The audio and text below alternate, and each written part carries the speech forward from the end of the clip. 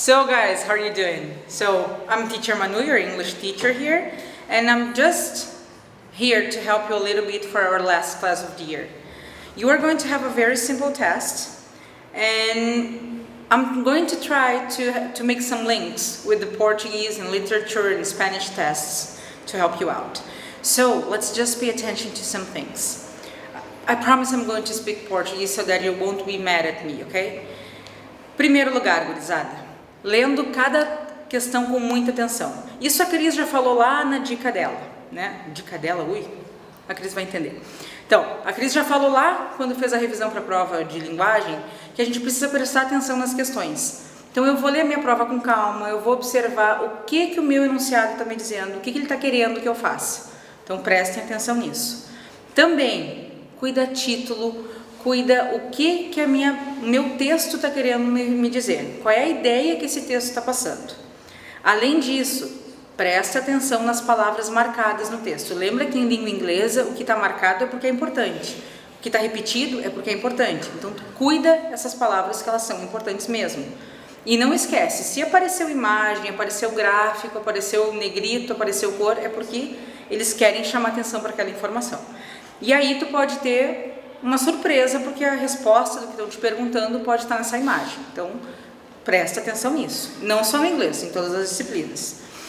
Gente, falando, então, das palavras que a gente precisa tomar cuidado, vocês não podem esquecer dos falsos cognatos. Então, desde lá do início eu venho falando para vocês e eu vou falar até o fim da vida. Prestem atenção nos cognatos. Aquela palavra que é parecida com a da nossa língua ou de uma outra língua que você fale, ela pode te trazer um tesouro, como pode acabar com a tua prova. Se essa palavra for uma falsa cognata, ela vai te levar a entender o que na verdade não é. Então, por exemplo, a gente tem a palavra ingenious, que parece ingênuo, mas na verdade é engenhoso. Tem principalmente, né, a palavra pretend, que é muito parecida com pretender do português e na verdade é fingir. Então, tu acha que está fazendo uma grande coisa e na verdade tu te judia. Também temos que prestar muita atenção, e isso também é uma puxa lá da prova de língua portuguesa, para os pronomes, né? Eu tenho, dessa vez sim, né, eu vou cobrar de vocês, subject pronouns e object pronouns. Então, por exemplo, se eu tenho a frase George danced with Mary at the party yesterday, eu tenho que lembrar que George está exercendo uma função e que a Mary está exercendo outra função. E por isso, quando eu for fazer substituição de pronome, em especial dentro de um texto, eu preciso saber que função que cada um está exercendo para saber que pronome que eu vou usar.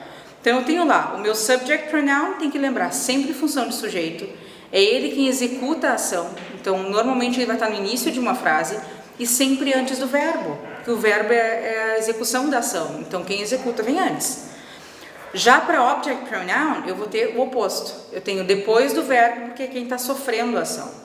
Normalmente final de frase, dependendo do complemento que eu vou utilizar. Então, gurizada, o nosso exemplo ficaria he, substituindo o sujeito, her, substituindo Mary. Então, eu tenho he danced with her at a party yesterday. É bem tranquilo, tá? Também tem que prestar atenção para pronomes possessivos. Lembra que eu tenho dois tipos. Eu tenho possessive pronouns e eu tenho possessive adjective. Lembrar, pronoun, ele substitui pronome. Adjective, ele acompanha pronome, é a função do adjetivo, sempre acompanhar o teu pronome. Então eu tenho, por exemplo, who's that shirt? Eu posso dizer, that is my shirt. Então quando eu tenho a palavra shirt e eu tenho um pronome acompanhando, esse pronome vai ser um adjetivo possessivo.